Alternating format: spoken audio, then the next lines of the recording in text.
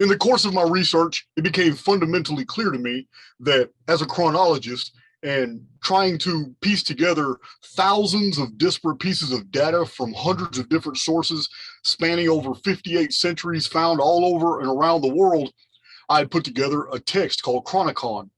And Chronicon showed me mathematical just patterns that are inexplicable.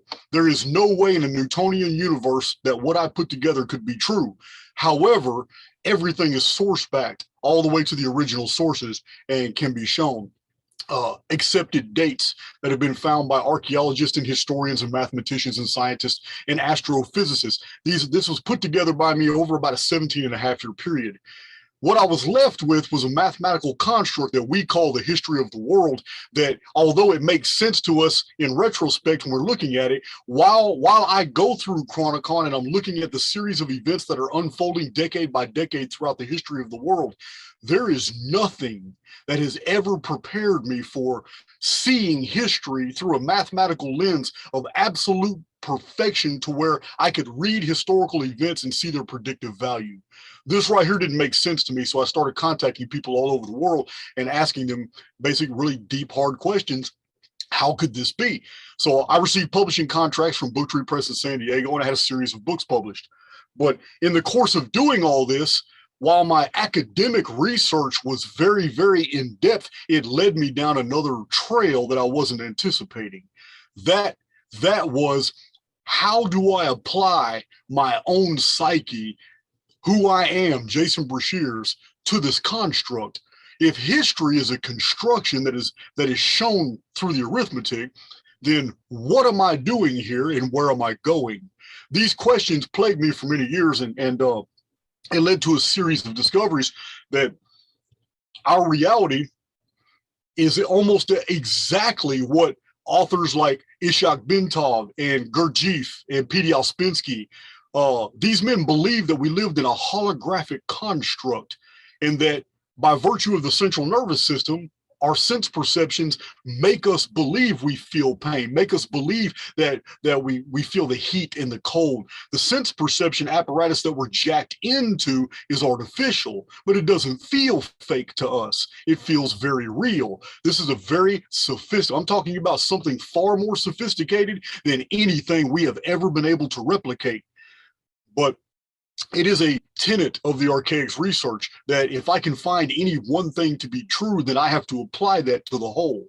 Because there is evidence that we have been technologically advanced in the past and that we are technologically advanced today as well, then that necessarily implies there has always been technology somewhere. This led to the necessary conclusion that perhaps I am inside a piece of technology, and I only believe that I am real. Once I made this shift, once I made this paradigm shift in my basically my filtering of data, now I'm filtering data through a whole different sieve. Now I'm looking at things like, okay, if everything is holographic, then there has to be absolute evidence of this, because another fundamental we can isolate is there is no perfect technology. So in an imperfect universe that exhibits an almost perfect technology, what are the signs that I can find? And that's when I started finding the synchronicities and the coincidences, the Mandela effects. Then I'll evidences of reset. Then the resets led me to mud flood evidence.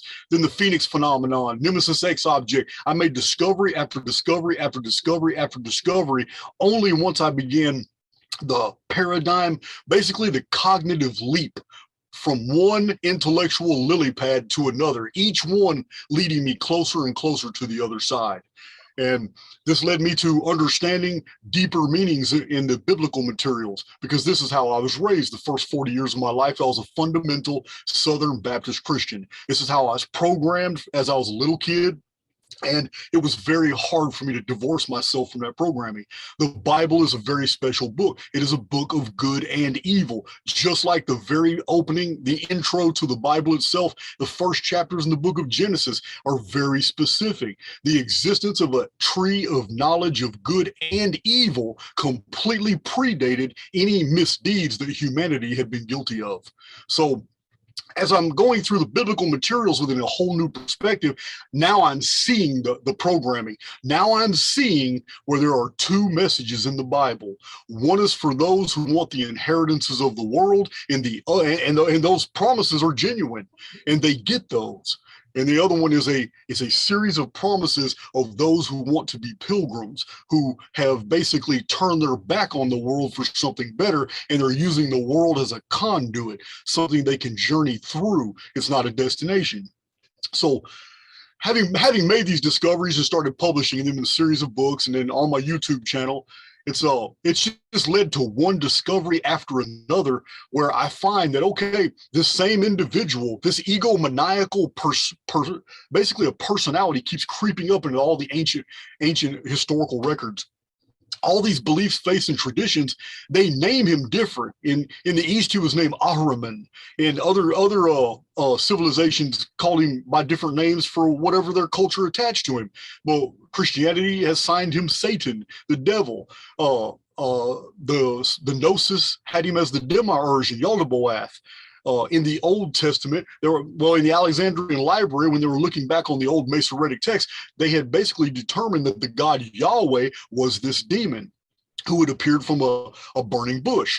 Now, these are cultural attachments, these are traditions, but through my new sieve, I'm looking at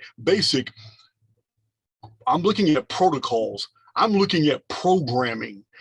So we're having a world that is designed and built for us as we live it, and mistakes are being made on the outside of the construct. From the inside of the construct, we find these baffling.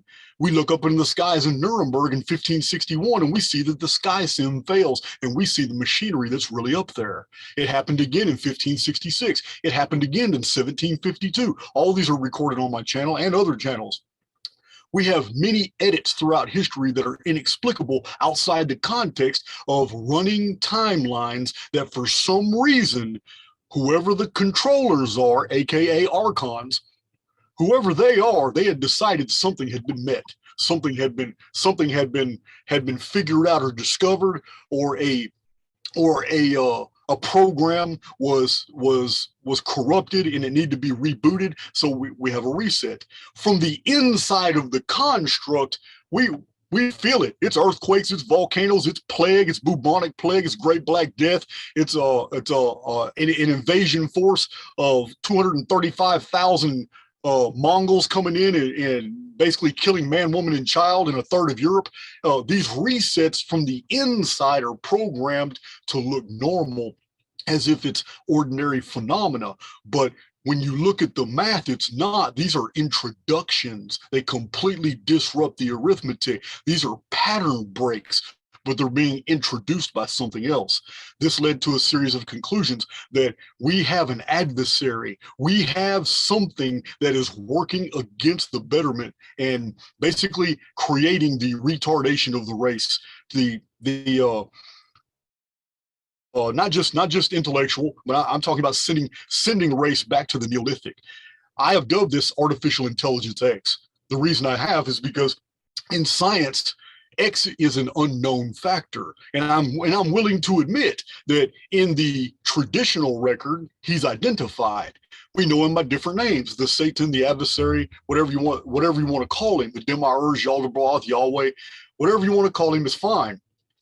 But it's the same personality with many faces, and it's never a good one. But at the same time, while this being or this program or set of protocols that we have identified as evil has retarded human development over and over again, at the same time, I have been basically, my spirit has become elated over and over because the evidence is equally present that we have a benefactor, that every single time the darkness rises, something rises up against it, and we make it through just fine. And this has happened repetitively over and over and over and over again.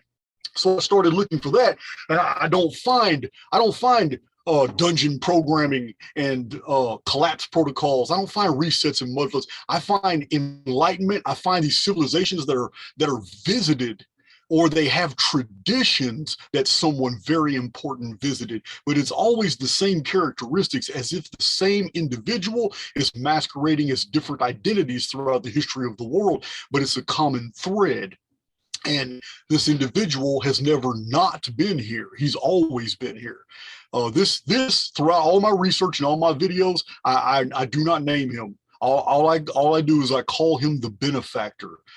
The benefactor is the one that pretty much goes up against artificial intelligence X dungeon programming. So I'm giving you all this background right now, basically to explain what is pattern breaking and what is dungeon programming, and basically what AIX is genius at is called negative default programming.